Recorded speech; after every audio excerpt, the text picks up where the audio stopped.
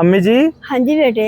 ਇੱਕ ਤੁਹਾਡੀ ਧੀ ਆ ਜੀ, ਉਹ ਕਹਿੰਦੇ ਕਿ ਮਾਂ ਜੀ ਨੂੰ ਕਹੋ ਮੇਰੇ ਵਾਸਤੇ ਦੁਆ ਕਰ ਦਿਓ ਜੀ ਕਿ ਅੱਲਾਹ ਤਾਲਾ ਮੇਰੀ ਝੋਲੀ ਔਲਾਦ ਦੇ ਨਾਲ ਭਰ ਦੇਵੇ ਜੀ। ਹਾਂਜੀ ਤੇ ਇਸ ਤੋਂ ਇਲਾਵਾ ਉਹ ਸਿਸਟਰ ਕਹਿੰਦੇ ਕਿ ਮਾਂ ਜੀ ਉਹਨਾਂ ਵਾਸਤੇ ਵੀ ਦੁਆ ਕਰ ਦਿਓ ਜਿਹੜੀਆਂ ਔਰਤਾਂ, ਬੱਚੀਆਂ, ਭੈਣਾਂ ਮੇਰੀਆਂ ਮੇਰੇ ਤਰ੍ਹਾਂ ਔਲਾਦ ਵਾਸਤੇ ਤਰਸ ਰਹੀਆਂ ਜੀ। ਅੱਛਾ ਜੀ।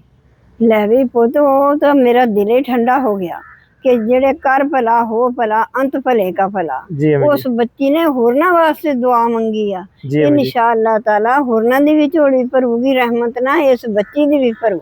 ਜੀ ਅਮੀ ਜੀ। ਲੈ मैं दुआ मांग लेनी। जी अम्मी जी। मंजूर करने वाला अल्लाह है। बेशक जी, अल्लाह ताला मंजूर करने वाला। अल्हम्दुलिल्लाह, हजार रहमान करोड़ा, आमीन। बेपरवाह शहनशाह तेरा दर ना छोड़ा। आमीन। वाह दरूद मोहम्मद सरवर अल सहाबा ताई। आमीन। खास तेरी दरगाह दे अंदर मेरी अर्ज दुआई। आमीन। मालिक मेरे आया वह मेरे बहुत हिसाब शुमारा।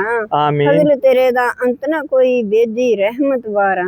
आमीन। दर्दमंदां दे दर्द गवाई, बिछड़े आप मिलाई। आमीन। बे औलादियां दे औलादा तू फजलां दा साईं। आमीन। परदेसी वतनां नू अमन देवी रिजक फकीरां। आमीन। दे शफा बीमारां ताई तोड़ी वांदिया सीरां। आमीन। सब दियां मालका सुन फरियादां तेरे कुल सवाली। आमीन। रहमत दे दरबारियों जा रब कोई ना मोड़ी खाली। आमीन। तलखी अजाब कबर थी रखी आप बचा के। आमीन। होर केड़े दरबारे अंदर अर्ज करा मैं जाके। आमीन। ला तक तू अरशाद है तेरा मैं आसां दरिया। आमीन। मालम सबरू वे परवाह तेरियां रहमतां बड़ियां। आमीन। उड़ जाने सब रंग रंगीले नाम साईं दा रहना। आमीन। हरदम नाम मोहम्मद बख्शा अल्लाह ही अल्लाह कहना। आमीन। या मेरे मालिक है, इस मेरी बेटी ने दुआ मंगाई है।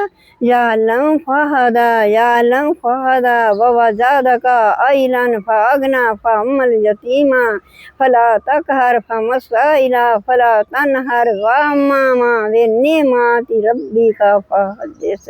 आमीन। या अल्लाह तू दुआवां मंजूर कर ला। आमीन। एक बच्चे ने अपने कामे वास्ते भी किया, अल्लाह ओदियां भी मंजूर कर ला। आमीन। अल्लाह सब बच्चों दी मैनू बहुत परेशानियों दी बड़ियां दुआवां मंगदियां।